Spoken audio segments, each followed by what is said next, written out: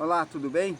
Estou aqui de volta com vocês e é possível que você esteja pensando que eu falhei com vocês e de fato todos os dias a gente grava lições aí preciosas da Palavra de Deus e essa semana eu estou em dívida, estou tentando pagar hoje com esse vídeo que será um pouco mais prolongado, porque eu vou tentar fazer um resumo do que nós estudamos durante a semana sobre os textos bíblicos controversos. Eu até iniciei no sábado, no domingo, mas depois eu não dei continuidade diante de algumas correrias aí da vida, acabei não tendo tempo para parar e fazer esse momento com vocês. Então, se você puder estar assistindo agora, eu fico feliz que consiga ter alcançado seu objetivo de ter respostas aí rápidas, mas objetivas dentro de uma cosmovisão bíblica ampla do que a palavra de Deus diz sobre a imortalidade da alma e os pontos controversos das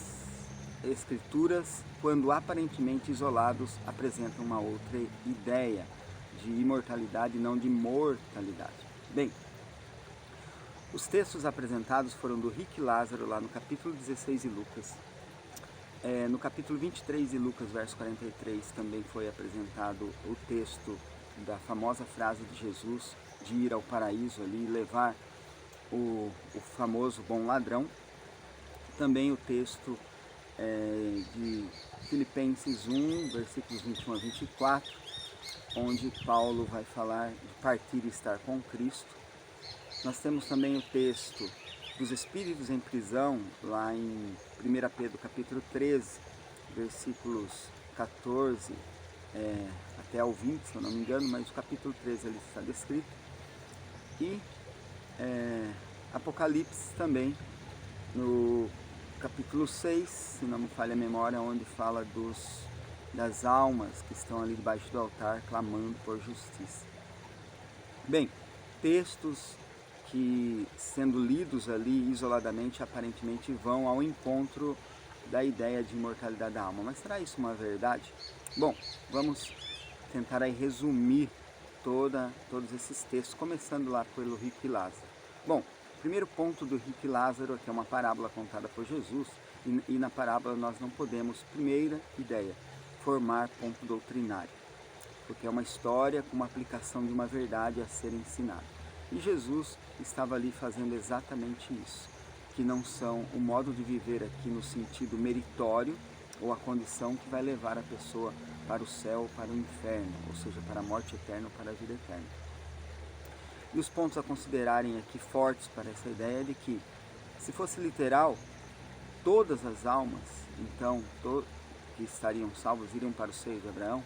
Se fosse literal, então, céu e inferno estariam tão próximos a ponto de um se tocarem no outro. E se é alma imortal, como é que é algo tocável? Como que água pode ser dada a alguém que está ali em chamas, queimando, e se é imaterial?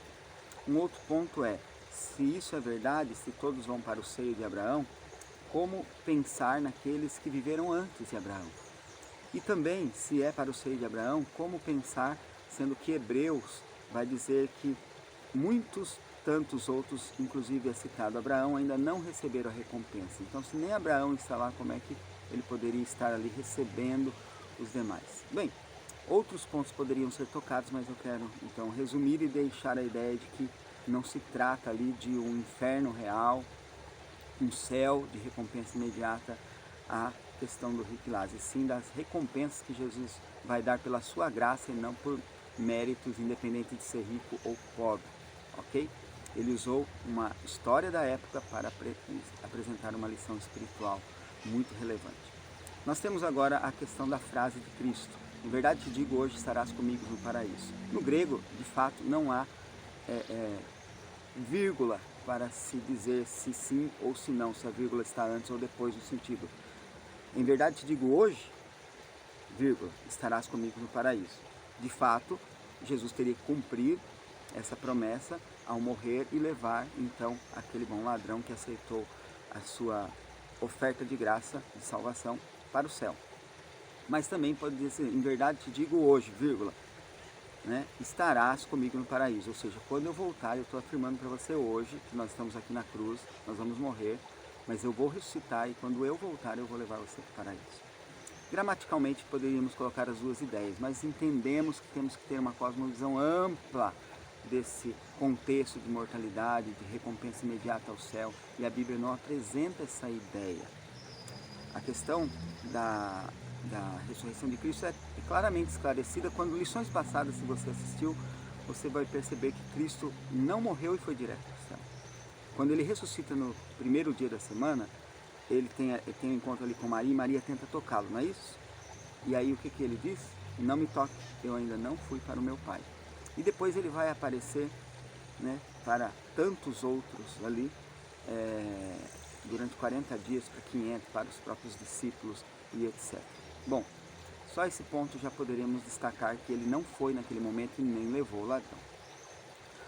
A outra passagem de destaque dessa semana, então, é que Paulo preferia estar com Cristo do que estar passando o que ele estava passando ali durante toda a sua vida de pregação do Evangelho após sua transformação.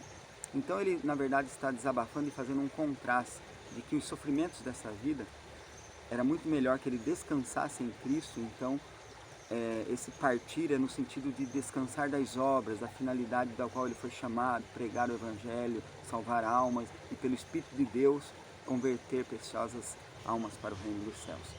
Então para ele, diante de todas as afrontas e o inimigo colocando empecilhos e Roma perseguindo e toda aquela questão, esse sofrimento que o abalava, mexia com ele, mas mantinha ele firme também ao propósito de cumprir o seu objetivo de continuar levando almas a Cristo.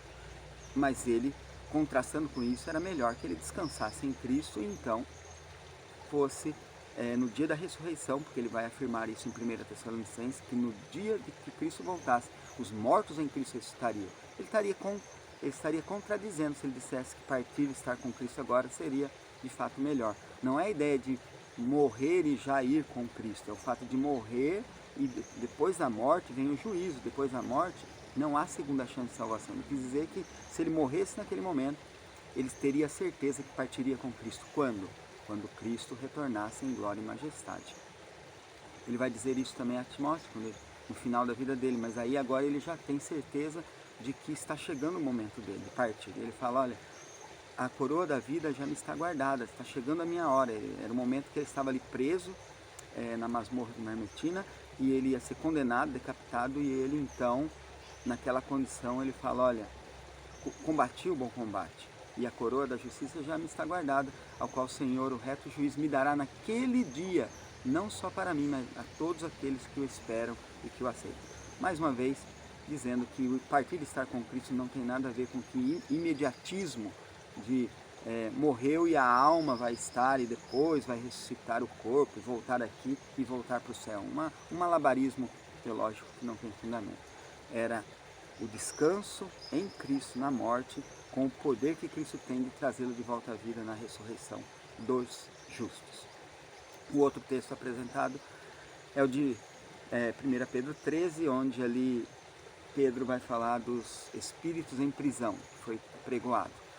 Se você ler ali o contexto, o capítulo 13, lê o capítulo 3 e lê o capítulo 2 também, você vai perceber que Pedro está falando de uma pregação feita aos antediluvianos, ou seja, o Espírito Santo agindo como agiu na pessoa de Cristo, ele estava também apregoando ao coração dos antediluvianos, mas eles estavam espírito em prisão no sentido de pessoas aprisionadas pelo pecado. De acordo com Provérbios 5:22, Romanos 7, vai falar que nós no pecado estamos aprisionados, e de acordo com o contexto amplo da graça, que quando aceitamos Cristo somos libertos da prisão do pecado, vivendo com Cristo estamos tendo poder para vencer as forças do pecado sobre nós, uma vida de santificação, e a glorificação quando então finalmente estaremos livres para sempre da presença do pecado.